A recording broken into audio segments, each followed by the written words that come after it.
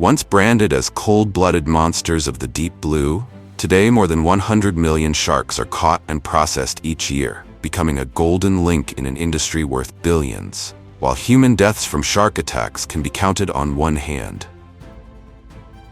So how have humans managed to exploit the ocean's apex predator and turn it into one of the most sought-after luxury commodities in the world?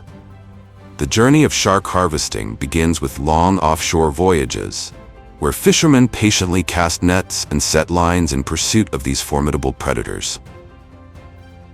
From there, the catch enters an elaborate and meticulously controlled processing chain, ultimately transformed into delicate fillet cuts, the renowned shark fin soup, or even one of the world's most unique delicacies, Iceland fermented shark. Right now, let's dive into the world of the creature with jaws of steel.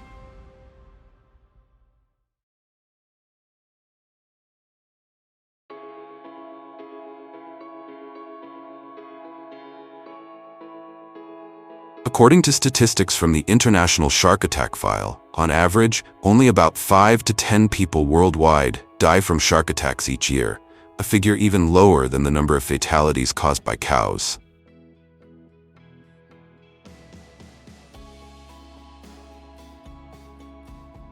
Among more than 500 shark species, only a few, such as the great white, tiger shark, and bull shark, have been recorded to attack humans, and most of those incidents are believed to be mistaken bites or defensive reactions, rather than deliberate attempts to cause harm.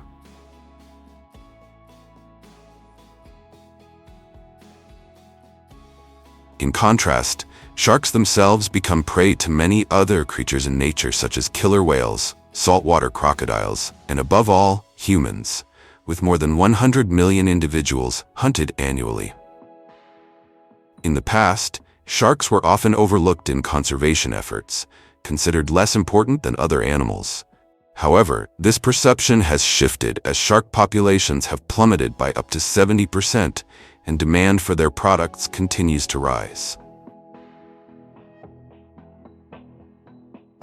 Shark skin is used to make clothing and accessories. Shark fins are turned into shark fin soup, an extravagant delicacy highly prized in many Asian countries, while squalene extracted from shark livers is employed in cosmetics, pharmaceuticals, and lubricants, powering an industry worth up to $1 billion. Despite its nutritional value, shark meat can also be deadly. In Iceland, the meat of the Greenland shark contains toxic compounds, and only through a closely guarded traditional process does it become the infamous yet controversial delicacy, hakkarl. From immense economic value to the looming threat of extinction, it all begins with a single starting point: the art of shark hunting.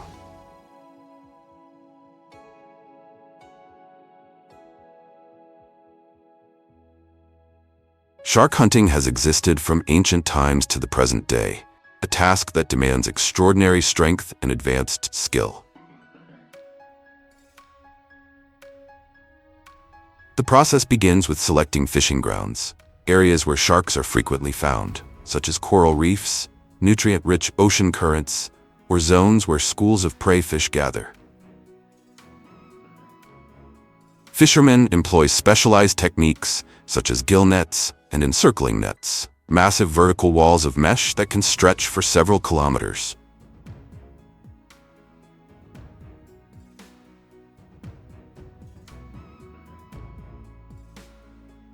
The mechanism of this method is simple. When a shark swims into the net, its gills, fins, or teeth become entangled in the mesh, preventing it from escaping.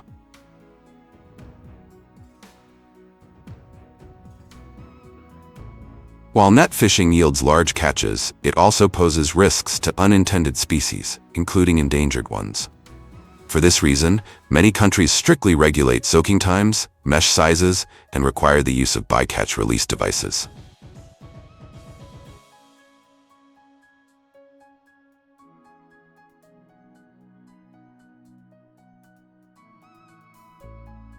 That is why, alongside nets, many fishermen also choose the longline method, allowing them to better control the catch.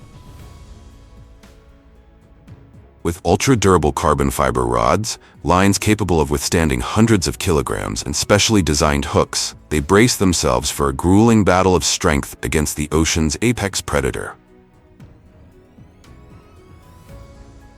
Once a shark is hooked, reeling it in becomes an exhausting test of endurance, often requiring at least 2 people working together.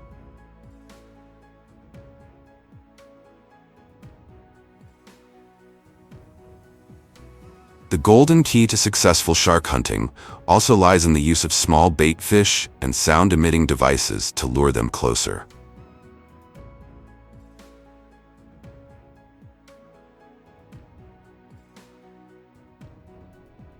On larger fishing vessels, sharks are sometimes processed directly on board, where they are stunned and then cooled by pumping ice-cold water or circulating seawater into their stomach or gills.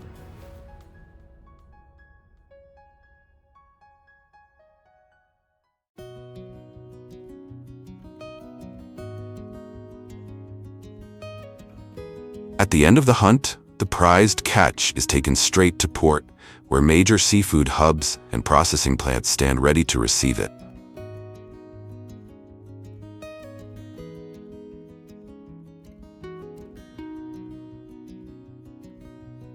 In Indonesia, one of the world's largest shark fishing nations, bustling fish markets serve as the main trading grounds, where freshly landed sharks are auctioned before moving on to processing and export.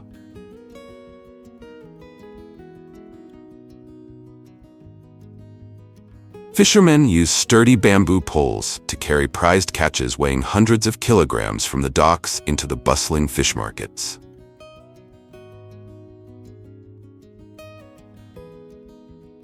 This grueling work demands not only endurance and precise coordination between shoulders under strain, but also resilience, years of experience, and swift handling, since shark meat is highly perishable.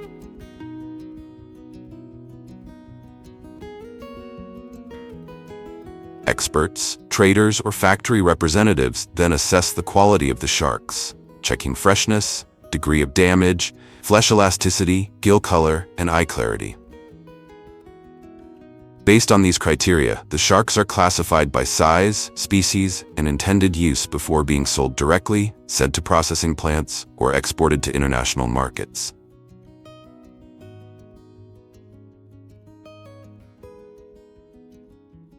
At processing facilities, once the sharks are received and preliminarily handled, the most crucial stage begins: fin removal, the part that determines up to 80% of a shark's total value.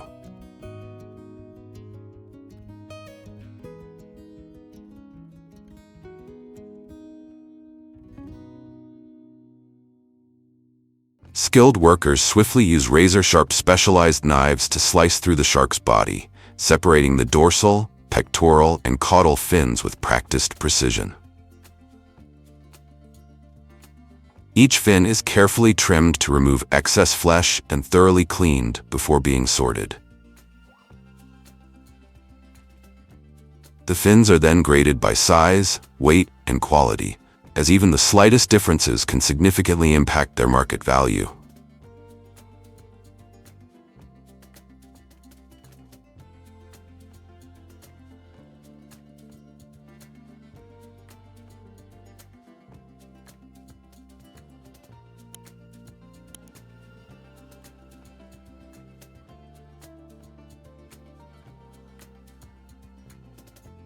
After the fins are removed, the shark's body is opened to extract the fillets.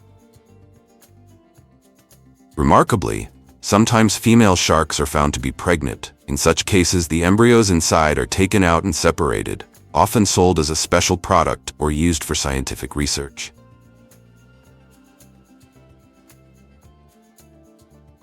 In Japan, shark processing facilities, such as those at Kesanuma Port, which accounts for nearly 90% of the country's shark fin trade, operate on an industrial scale, handling hundreds of tons of sharks every day.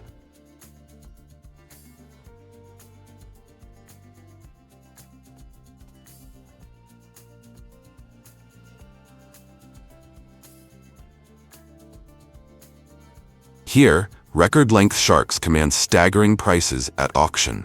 with some specimens fetching several times the value of ordinary catches and soaring into tens of thousands of dollars.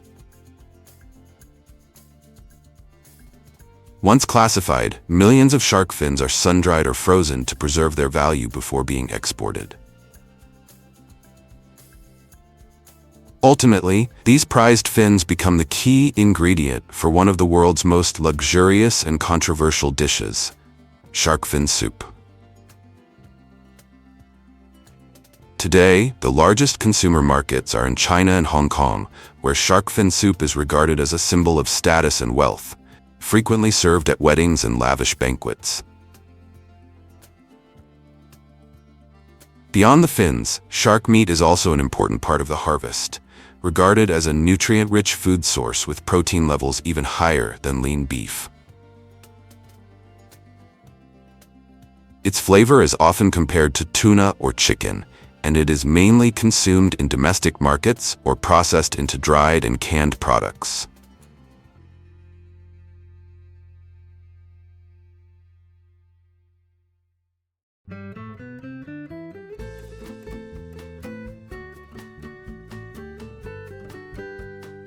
But the story does not end there. The ingenuity of humans in conquering the ocean's top predator goes far beyond imagination. In Iceland, fermented shark, known as hakkarl, is considered one of the world's most unusual and challenging traditional delicacies, dividing people worldwide into two camps: those who revere it as a cultural treasure and those who find it almost impossible to stomach. What makes it even more remarkable is that this dish must be made from the Greenland shark, a deep-water species that can live for more than 400 years, whose flesh is toxic when eaten fresh due to its high levels of trimethylamine oxide and ammonia.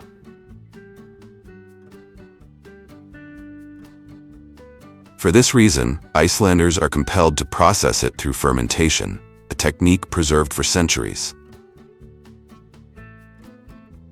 Instead of burying the meat underground or in sand as in the old days, many modern facilities in Iceland now ferment it in wooden containers, a more contemporary method that still retains the dish's wild essence. The hefty slabs are stacked in large wooden boxes, designed with ventilation gaps to allow fluids to drain. Under the weight of the meat itself and the pressure of the wooden lid above, tissue fluids and toxic compounds such as ammonia begin to seep out. Over the course of several weeks to months, natural enzymes quietly break down proteins, gradually removing toxins while producing the dish's notorious pungent aroma that overwhelms many on their first encounter. The fermentation involves no chemicals or seasoning, relying solely on thyme, natural bacteria, and Iceland's cold, damp climate. After 6 to 12 weeks, once the meat has matured sufficiently, it is taken out and hung on wooden racks or outdoor frames to dry. At this stage, the outer surface darkens into a tough crust, while the inside becomes chewy, whitish, and saturated with a bleach-like ammonia odor. Have you ever tried the powerful flavor of this delicacy?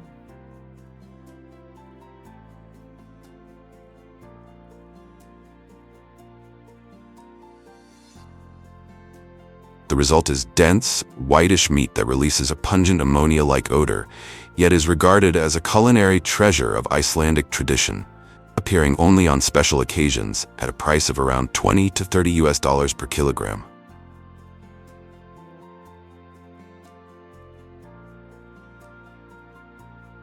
From offshore hunts to industrial processing lines and unique traditional dishes, the journey of sharks illustrates how humans have utilized this apex predator to meet culinary and commercial demands worldwide.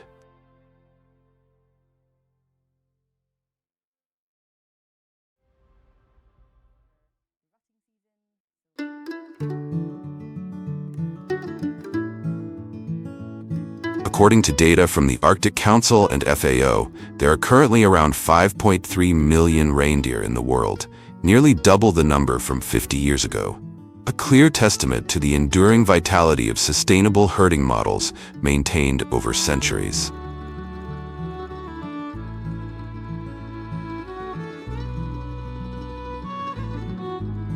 From the rich taiga forests of the Duka people, the frozen steppes of the Nenets, to northern Europe where the Sami uphold the tradition of ear marking, all together form a unique nomadic ecosystem, where reindeer not only sustain human life, but also preserve culture and the spirit of the wild.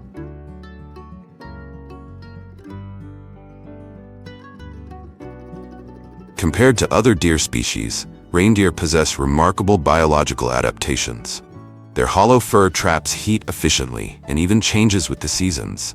Their eyes adjust to low winter light for better vision, and their flexible hooves can contract or spread depending on the terrain, all of which make them a perfect survival machine in some of the harshest environments on Earth.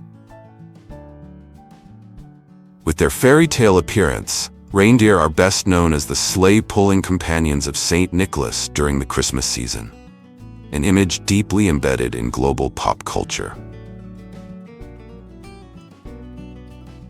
Surprisingly, beyond their symbolic beauty, reindeer play a vital economic role for nomadic communities, with an estimated value of around $300 to $400 million per year. Their meat is high in protein, low in fat, and considered one of the cleanest red meats in the world, while their hide and milk are essential resources that help Arctic herders survive the biting cold. And as magical as the story may seem, every journey begins with the most fundamental instinct gifted by nature, the drive to reproduce.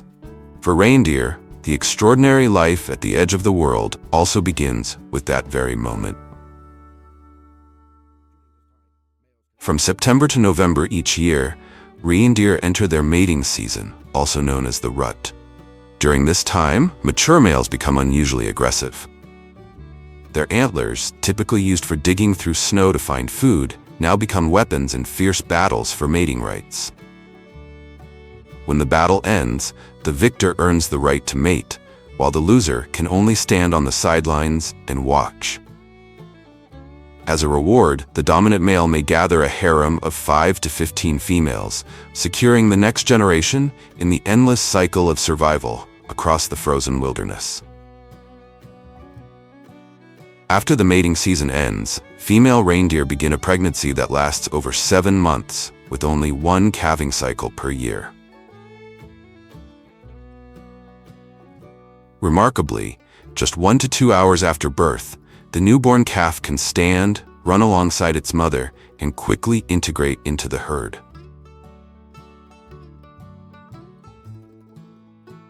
It is this strong herd instinct and social nature that give them an exceptional ability to survive, allowing them to adapt to the harsh subarctic environment and the ancient migratory journeys their species has followed for thousands of years.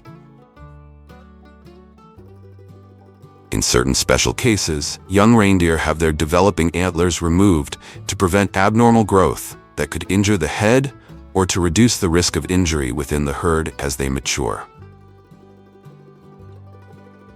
This procedure is typically performed when the calves are between 1 and 3 months old, a period considered the golden window for intervention, as the antlers are just beginning to grow, still soft, with minimal blood flow, making the process easier and less traumatic.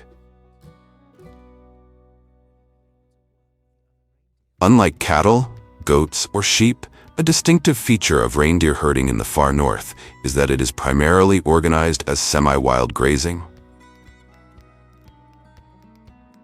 With their rare ability to navigate using the position of the sun, the Earth's magnetic field, and even the aurora borealis, reindeer herds roam freely across vast stretches of tundra and expansive taiga forests, migrating with the seasons in search of natural food sources.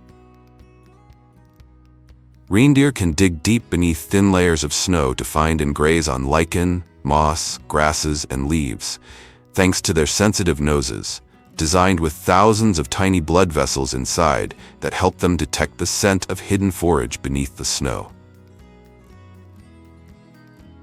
Today, climate change has made migrations more perilous than ever, forcing herders to intervene more often to guide the herds, sometimes across distances of 300 to 500 kilometers, toward the last patches of vegetation surviving beneath the ice.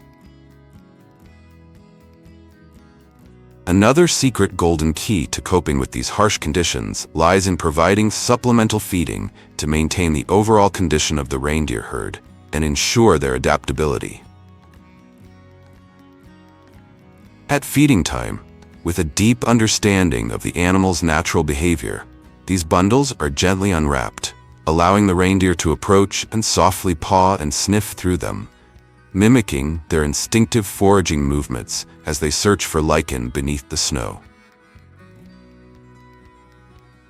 In more modern areas, herders use mechanized feeders to distribute feed in long lines across the ground, ensuring even access and minimizing competition within the herd. This approach blends traditional methods with modern efficiency, supporting the sustainable development of today's semi-wild reindeer herding systems.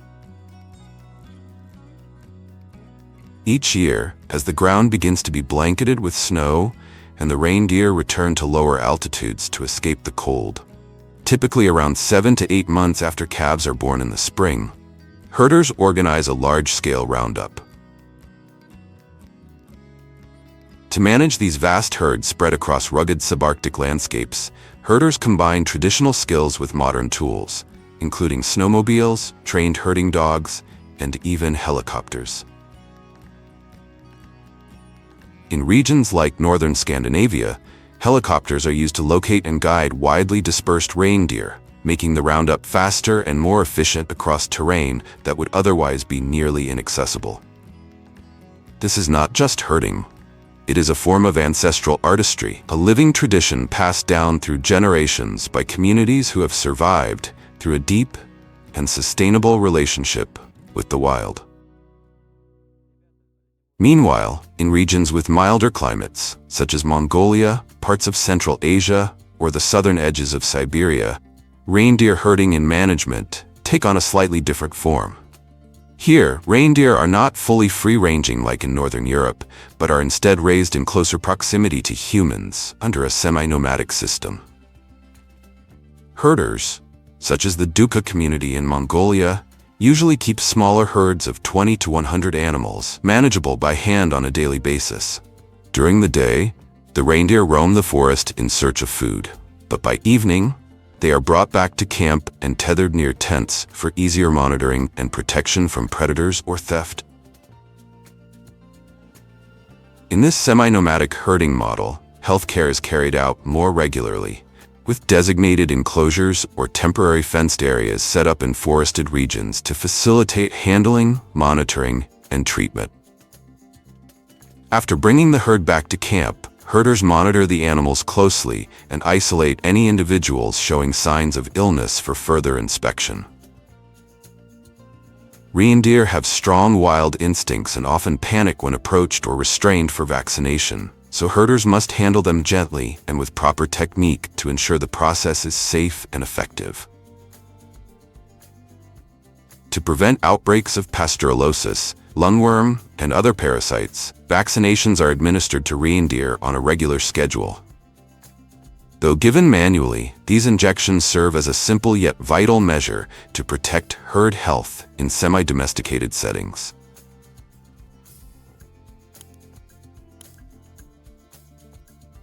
By contrast, in cold climate countries like Norway, Finland, and Sweden, the sorting process is far more complex and large-scale, as herds can number in the thousands. Once the herd is rounded up into a centralized area, herders guide the reindeer into a series of concentric circular pens, divided into smaller sections for easier handling. Each reindeer is then sorted based on age, sex, health condition, or intended purpose, allowing for precise management of large, free-ranging herds. For reindeer calves around 4 to 6 months old, this is the ideal time for herders to perform ear marking, a traditional yet vital method of managing semi-wild herds.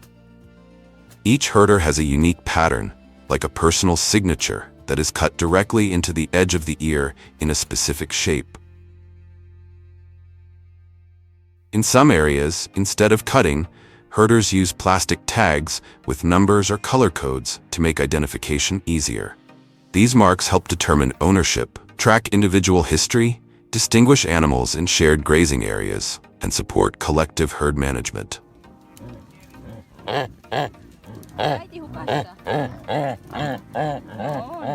Among the Sami people of Northern Europe, earmarking carries deep cultural significance, passed down from generation to generation as a symbol of family identity in the vast wilderness. After a long period of patient waiting by the herders, the reindeer will now be sorted for three main purposes: selecting the healthiest individuals for breeding, isolating those requiring treatment or health monitoring, and sending thousands of weaker or underperforming animals into the slaughter process for meat, hides, and antlers.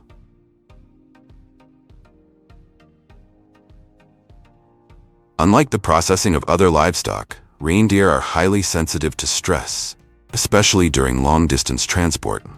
For this reason, they are typically processed directly at centralized gathering points near the grazing areas first. The hide is separated and processed into premium leather products priced between $100 and $300, used to make boots, gloves, handbags, and traditional garments, bringing in tens of millions of dollars annually for the reindeer industry. And most importantly, the carcasses are collected and stored in cold conditions before being transported to specialized processing facilities for further refinement.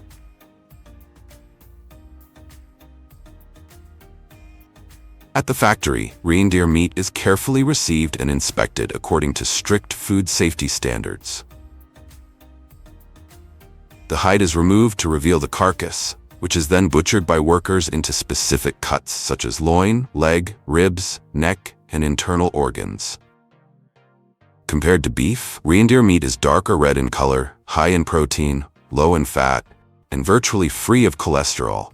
It's a highly valued food across Northern Europe, often referred to as clean meat, free from industrial farming, growth hormones, and rich in the unique flavors of the wild. No matter how many winters pass, reindeer remain a powerful symbol, linking humans to the frozen lands they call home, and ensuring the nomadic culture of the far north endures and thrives.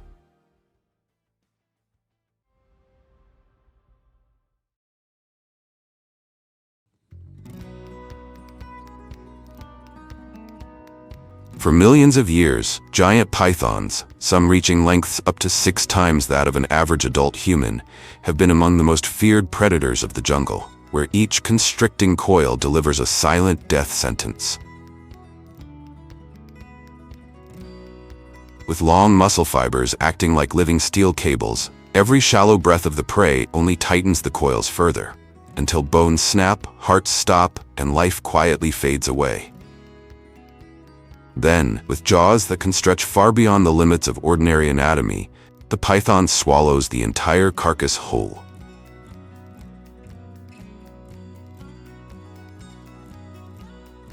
As apex predators, pythons not only dominate the food chain with their silent yet deadly hunting strategy, but also play a crucial role in regulating the populations of other animals, from rodents and wild boars to even young crocodiles.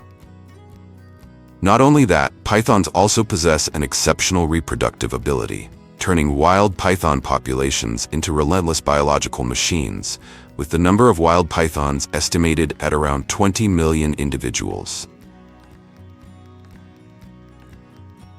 Yet humans have never been ones to submit to such creatures.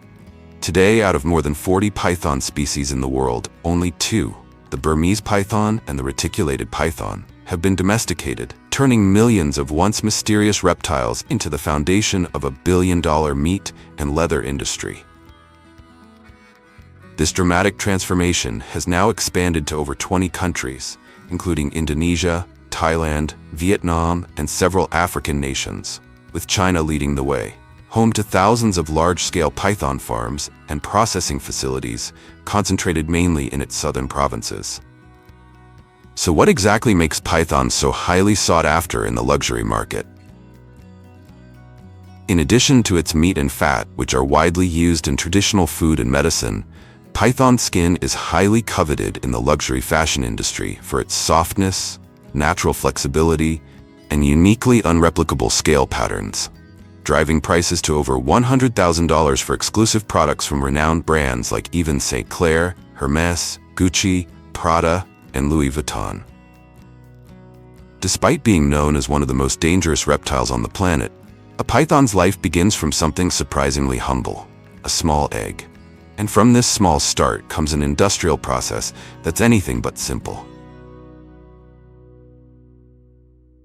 Between April and August, depending on the region, after a gestation period of 30 to 50 days, female pythons are moved into controlled enclosures designed to mimic natural conditions and stimulate the egg-laying process.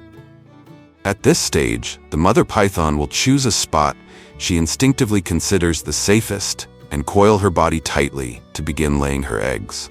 Each female can lay between 20 and 80 eggs per clutch, while exceptionally large individuals may produce over 100 eggs in a single reproductive cycle.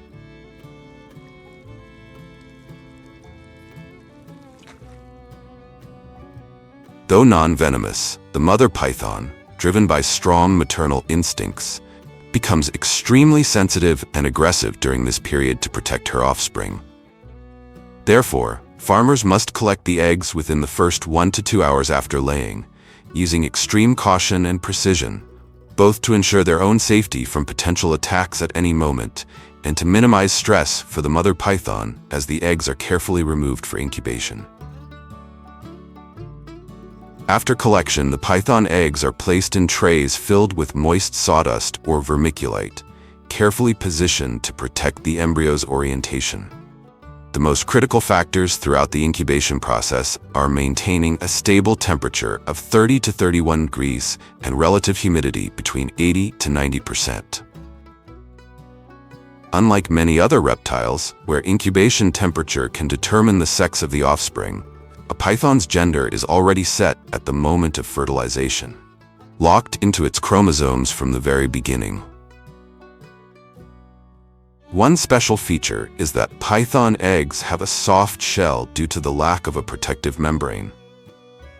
Therefore, after 50 to 70 days of incubation, farmers do not wait for the pythons to hatch naturally as they would in the wild, but instead use surgical blades or scissors to cut the shells. This process not only ensures a uniform hatching rate, but also allows for sorting the hatchlings immediately after birth. Surprisingly, during the first 7 to 10 days, hatchlings do not eat at all. Their bodies survive entirely on the remaining yolk sac. After that, they begin feeding every 5 to 7 days on small frozen prey, such as newborn mice, chicks, or specially prepared processed feed. If you raise pigs, they require 5 to 6 months to reach market size. Pythons, however, grow rapidly, reaching commercial length and weight in just 2 to 3 months, allowing them to quickly enter the fattening phase in separate enclosures. There are 2 critical factors in this phase.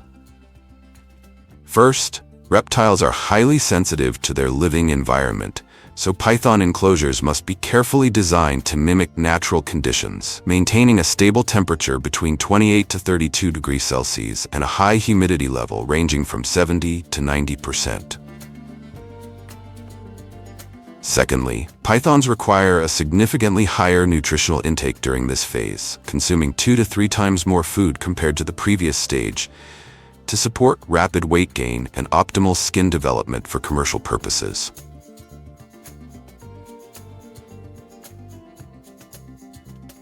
Unlike other livestock that require daily feeding, pythons are typically fed every 7 to 14 days, with each meal amounting to approximately 10% of their body weight per feeding.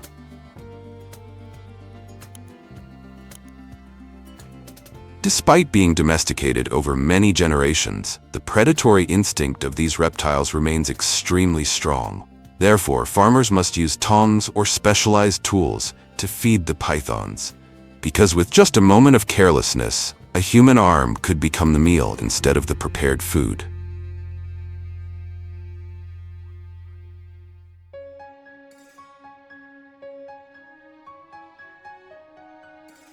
After 2 to 3 years of patient care, when the python reaches a length of 3 to 5 meters and a weight of 10 to 20 kilograms, it is finally time for the farmers to harvest their long-awaited reward. In the standardized industrial python processing procedure, the first step is to immobilize the python, with the most common method being the use of a rubber or wooden mallet to stun the animal, ensuring the safety of the handlers and preventing violent reflexive reactions that could be dangerous.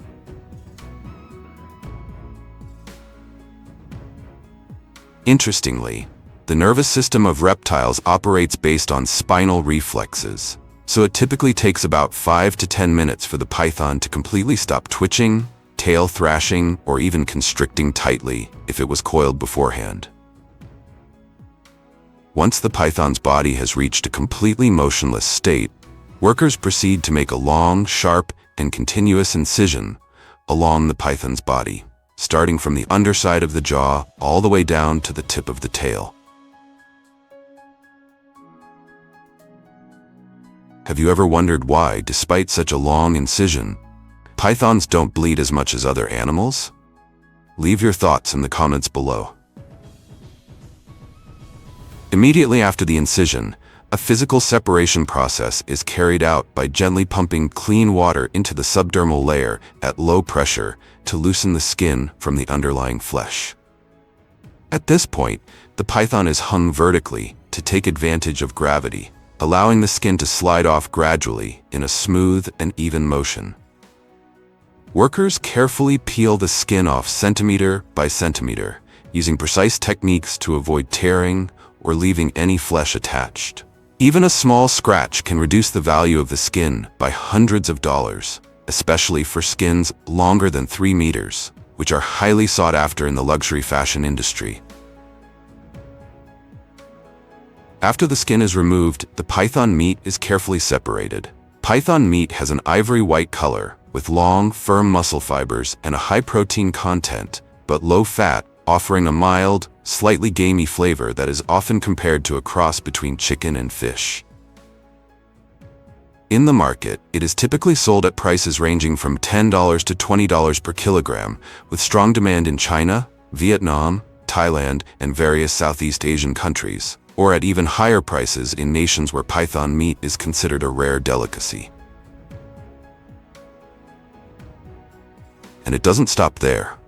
Unlike pork or beef fat, python fat exists in the form of small, soft, and slippery lumps, which are collected and processed into traditional medicinal oils, balms, and skincare products used to treat skin conditions, burns, and joint pain.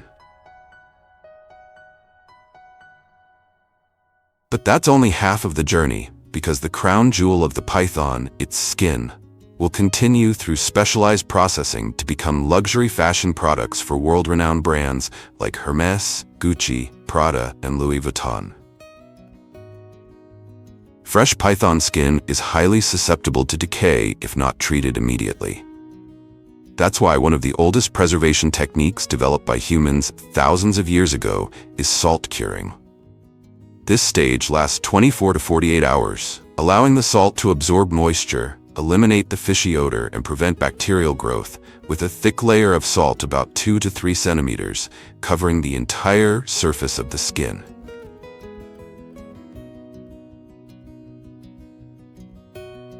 After the salting process and thorough rinsing, the skin officially enters the tanning phase, a crucial process that transforms the fragile raw hide into a durable, supple material, with a lifespan that can extend up to 30 years.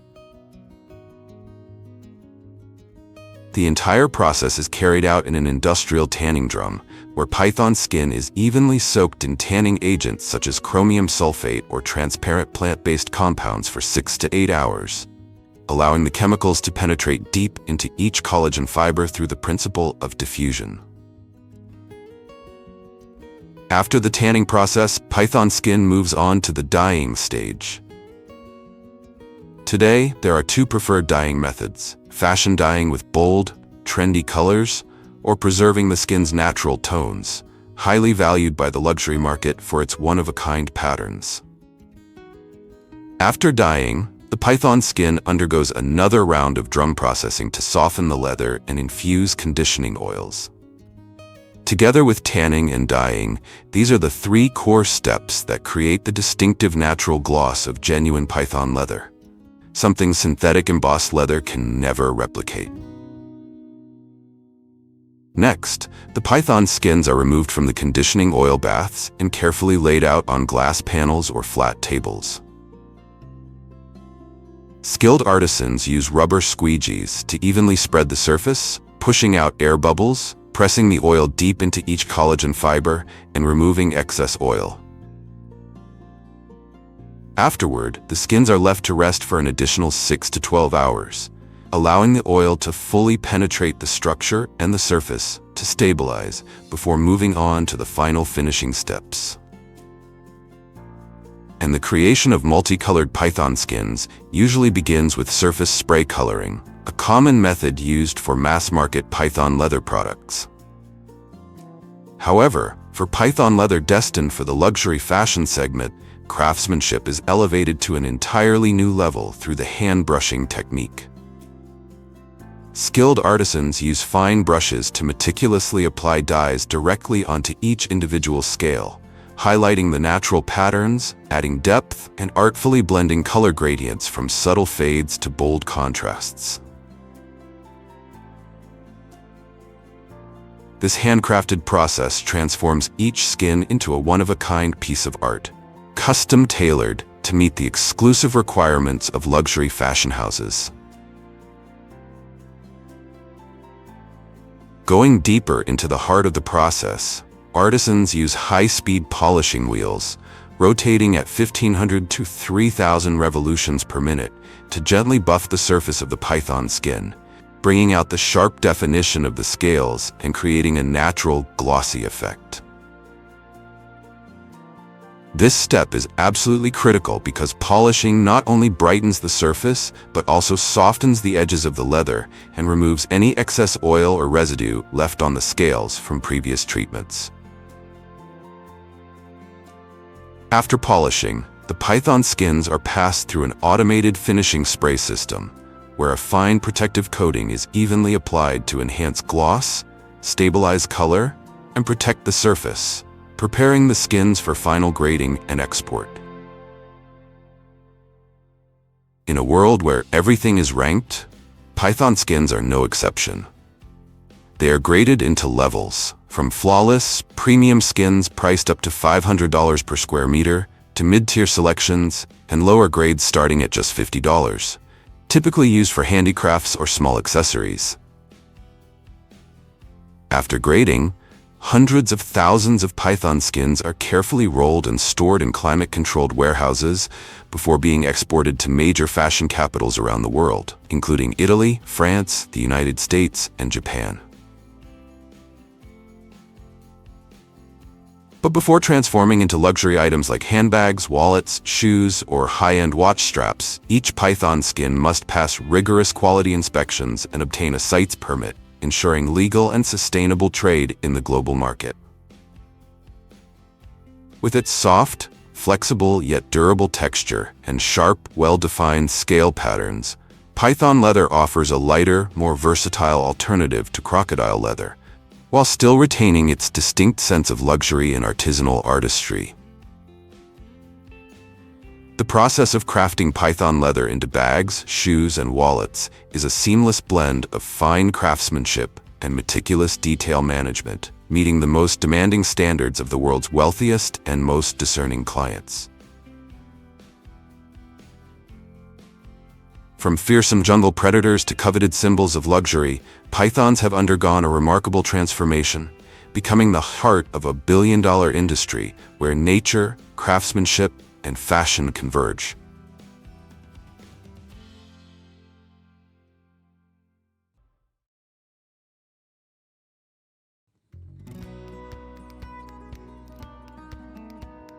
Existing since the age of the dinosaurs, the giant salamander is a true, living fossil, a creature that seems as if it belongs only to legend.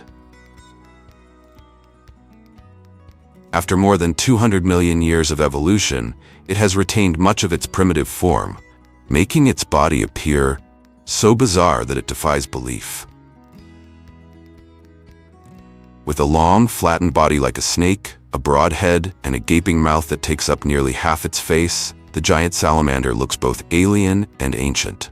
Its tiny, beady eyes are set deep on either side of its head, almost motionless and seemingly useless, leading many to believe it is blind.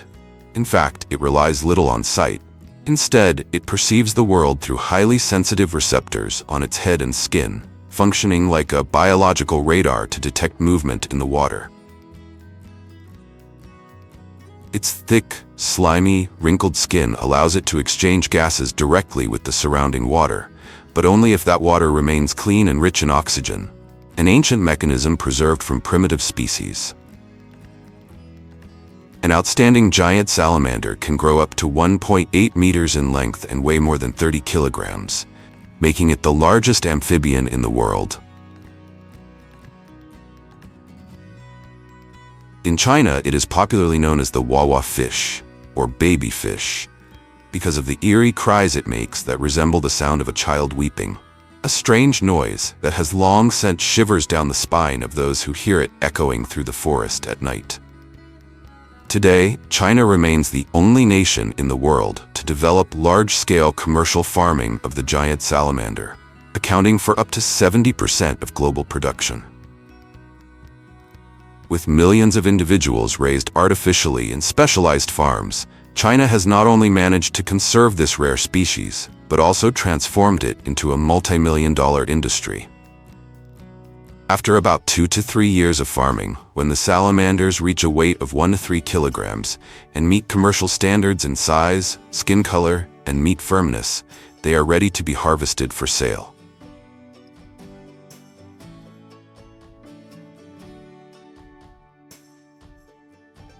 This process usually takes place in the early morning or late afternoon to reduce stress on the animals and maintain stable water temperatures.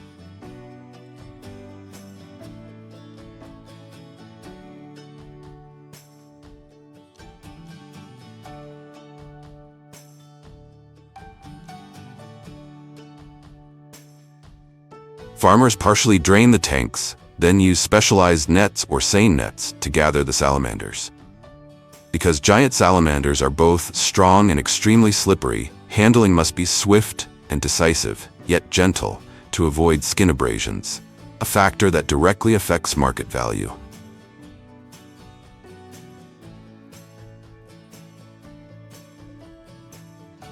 Once captured, the salamanders are immediately placed into holding tanks with cool, oxygen-rich water to calm them and minimize stress. From here, these ancient creatures move one step closer to their destiny of becoming a premium delicacy, enticing adventurous diners with their rarity and uniqueness.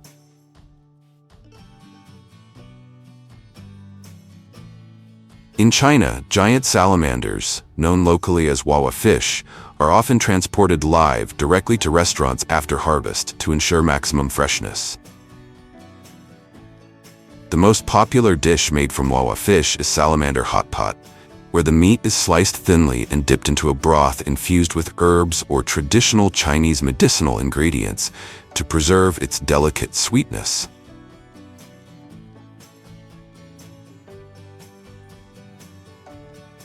For those who have never tasted salamander, imagine meat that is tender yet not crumbly like tilapia, firm like free-range chicken, with a subtle sweetness and a flavor reminiscent of frog meat. Salamander meat is not only uniquely delicious but also rich in high-quality protein, low in fat, packed with collagen and minerals, making it both a culinary delicacy and a nutritious food, often featured in premium dishes. From mysterious mountain streams to modern farms, and finally to premium dining tables, the journey of the giant salamander shows how an ancient, living fossil has been transformed into both a cultural delicacy and a symbol of human ingenuity.